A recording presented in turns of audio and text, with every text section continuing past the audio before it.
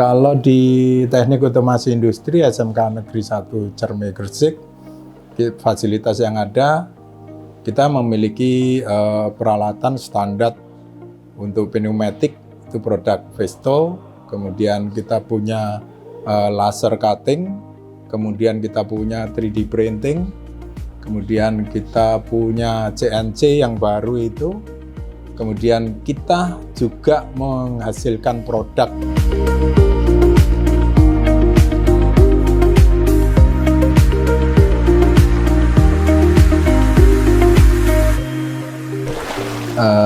Assalamualaikum warahmatullahi wabarakatuh.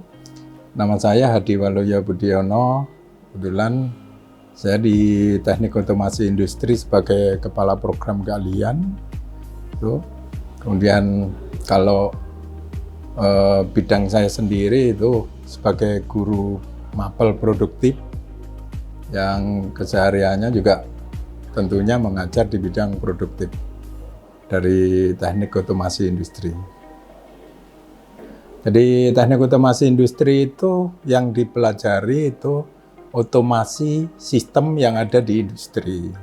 Itu yang berkaitan dengan pemrograman, kemudian sensor, ada pneumatik, kemudian juga ada PLC. Kemudian kalau saya bisa bagi kompetensi itu yang ada di otomasi industri nanti mengarah ke hobi dan berikutnya ke kompetensi yang ada di industri itu sendiri. Jadi standarnya standar industri. Kalau hobi itu larinya ke bidang elektronika. Kebetulan di otomasi industri tahun 2021 kemarin sudah mulai mengarah ke rumpun elektronika gitu. Sehingga konsentrasi itu tetap ke Teknik Otomasi Industri, munculnya di situ. Kalau di Teknik Otomasi Industri SMK Negeri 1 Cerme Gresik, fasilitas yang ada, kita memiliki peralatan standar untuk pneumatik, itu produk Vesto, kemudian kita punya laser cutting, kemudian kita punya 3D printing, kemudian kita punya CNC yang baru itu, kemudian kita juga menghasilkan produk untuk kompetensi tersebut, yaitu berupa trainer, kemudian mesin copy maker, itu yang produk terbaru kita. Itu produk murni dari anak-anak, dan kita selalu mengekspand tiap tahun, insya Allah kita mengeluarkan produk-produk baru. Kemarin dari Direktorat, kebetulan Teknik Otomasi Industri SMK Negeri 1 Cerme Gresik itu ditunjuk oleh Direktorat sebagai SMK PK, SMK Pusat Keunggulan, di mana peralatan dan program pembelajarannya harus menjadi pusat, menjadi standar industri, menjadi pusat rujukan. Nah, kita punya kelebihan bahwa kita punya produk mulai tahun 2020 sampai dengan sekarang, itu kita punya produk-produk yang mana anak-anak itu memberikan kreativitasnya di situ, menuangkan kreativitasnya di situ. Gitu. Jadi tertuang di dalam proyek tugas akhir anak-anak. Jadi kita ada proyek tugas akhir yang setiap tahun anak-anak harus presentasi, membuat, merencanakan, sampai kita ngundang industri untuk menilai hasil produk anak-anak itu. Kemudian dari mesin CNC yang kita miliki yang baru itu dari program SMK PK, itu harapan kita itu sebagai media pembelajaran untuk anak-anak. Pemrograman, bagaimana memprogram bentuk gambar menjadi bentuk bahasa mesinnya itu. Ini kan anak-anak perlu mengetahui itu. Keterampilan untuk mengoperasionalkan CNC itu kebetulan untuk Teknik Otomasi Industri masih hal yang baru. Karena di kurikulum itu sebatas pemrograman saja. Paling tidak mesin CNC itu adalah miniatur dari robotik gitu. Karena di situ muncul motor stepper, kemudian ada drivernya, kemudian ada microcontrollernya. Ini yang kita pelajari untuk anak-anak. Sehingga nanti kompleksitasnya tinggi, bahwa anak-anak bisa mencoba untuk membuat CNC yang kecil gitu. Jadi bagaimana anak-anak bisa mengaplikasikan itu. Mesin yang baru semua yang kita miliki larinya ke TEVA. TEVA itu Teaching Factory. Bagaimana pembelajaran itu membuat sebuah produk dan itu laku untuk dijual.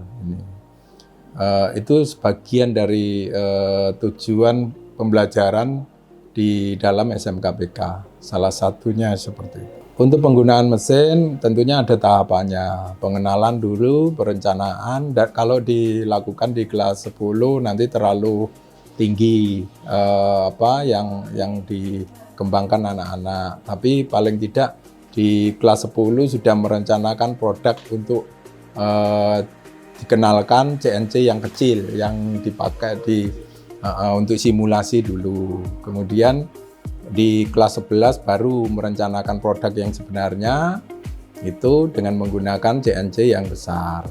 Kalau kelas 12 nantinya larinya sudah persiapan ujian LSP3, kemudian anak-anak magang industri ini. Harapan kita perencanaan dalam magang industri anak-anak sudah dibekali dengan sertifikat LSP3, sehingga nanti kalau ada industri yang berkenan untuk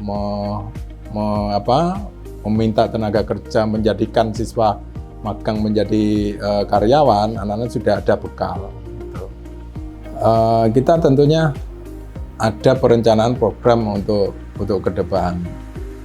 Seperti yang saya sampaikan tadi, pengembangan untuk peralatan kita masih sekitar 60% standar dari peralatan kita menjadi standar industri itu. Namun untuk mengejar ke arah sana perlu anggaran yang besar. Makanya ada cara yang dipakai untuk menstandarkan. Satu, pengadaan peralatan dengan tentunya bantuan dari pemerintah pusat. Yang kedua, mendatangkan guru tamu karena mungkin ada kesenjangan teknologi yang perlu di-upgrade. Kemudian juga ada perencanaan untuk guru magang di industri. Ini yang nanti bisa menjadikan kompleksitasnya dari kesenjangan yang ada di sekolah dan industri itu bisa terpenuhi. Dan tentunya untuk standar peralatan kita tidak berhenti sampai dengan adanya CNC yang besar itu. Namun bagaimana memanfaatkan CNC yang besar itu menjadi maksimal sehingga kita menjadi berkembang dengan sarana yang ada di situ. Tentunya masih banyak peralatan-peralatan yang standar yang ingin kita gapai. Sebenarnya pengadaan peralatan itu kan bantuan dari direktorat, dari pusat itu. Dari pusat itu sudah menyampaikan bahwa semua pengadaan peralatan itu harus melalui e-katalog. Salah satunya e-katalog itu kita masuk ke digital market. Yaitu blibeli.com atau Zipla gitu. Itu salah satunya. Kemudian kalau sudah nyampe ke sana ada pembanding harga, minim ada tiga parameter yang dipakai sebagai pembanding itu. Nah, kebetulan kita buka-buka, kita melihat ada penjualan yang nggak jauh-jauh itu dari Surabaya juga. Kita mencoba dengan The Brain itu ternyata spek kita terpenuhi gitu. Dan persyaratan-persyaratan yang diminta oleh direktorat juga bisa terpenuhi juga. Pernah ke sini memang salesnya, beliaunya ke sini, kemudian kita mencoba untuk nego, kemudian pertama ya memang by phone itu, terus mereka datang ke sini itu.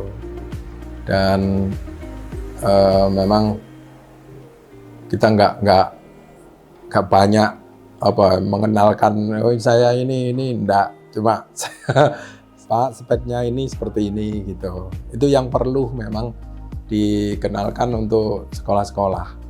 Menurut saya nggak ada masalah ya, karena dari direktorat itu memberikan waktu yang cukup untuk mulai dari perencanaan, pengadaan, kemudian sampai dengan nego harga, terus sampai dengan Deprin mengirim barangnya sesuai dengan standar, kemudian packagingnya juga masih bagus itu. Dan saat ini dibantu oleh Deprin juga untuk menginstal bahwa sampai dengan pelatihan tentunya seperti itu. Harapan saya dan tentunya saran untuk praktisi pendidikan tentunya. Jadi kita dalam pengadaan peralatan itu yang pertama kita pasti mengikuti standar, mengikuti aturan yang diberlakukan oleh direktorat, tentunya seperti itu. Kemudian dalam pemilihan peralatan tentunya kita juga ada DUDI pendamping. DUDI pendamping itu sejauh mana peralatan yang kita lakukan untuk pengadaan itu bermanfaat untuk anak didik kita. Masukan dari DUDI itu juga memberikan sumbang saran yang cukup besar bahwa dengan DUDI ini kita bisa mengangkat potensi dari siswa, kreativitas siswa, semuanya kita tujukan pada siswa. Artinya jangan sampai peralatan itu kita beli namun tidak dimanfaatkan untuk siswa gitu. Nih, kemudian untuk dari Deprin sendiri, saya berharap dari harga, kualitas, kemudian sampai dengan pelatihan, sampai dengan purna jual atau setelah nantinya dalam 1 tahun itu mungkin ada evaluasi, ada feedback, Pak gimana gitu. Karena saya pernah membeli digital printing juga dari sales tertentu itu, kemudian dari supplier tertentu juga. Namun setelah beli sampai saat ini rusak, tidak bisa digunakan. Entah itu kualitasnya nggak baik atau yang seperti apa. Gitu. Dan saya berharap bidiknya juga di kalangan pendidikan. Itu Deprin larinya merambah di kalangan pendidikan, itu jauh lebih bermanfaat. Tuh, artinya dia tidak berpikir ke profit oriented saja, tapi mungkin ada feedback. SMK mana yang bisa memproduk ini? Itu. Oh ini dari SMK ini bisa menghasilkan produk seperti ini, nanti saya bantu untuk menjualkan, misalnya seperti itu. Kita banyak produk-produk trainer itu yang kita sudah dengan DUDI memang untuk menjualkan produk-produk itu. Namun untuk memang khusus untuk Deprin atau supplier untuk tertentu itu kita masih belum. Itu menurut saya yang perlu saya sampaikan sehingga nanti terjalin komunikasi antara supplier pengadaan, kemudian bagaimana Pak, apakah dari hasil produknya bisa kita bantu, seperti itu. Nih, ada timbal baliknya. Tuh Pak, terima kasih.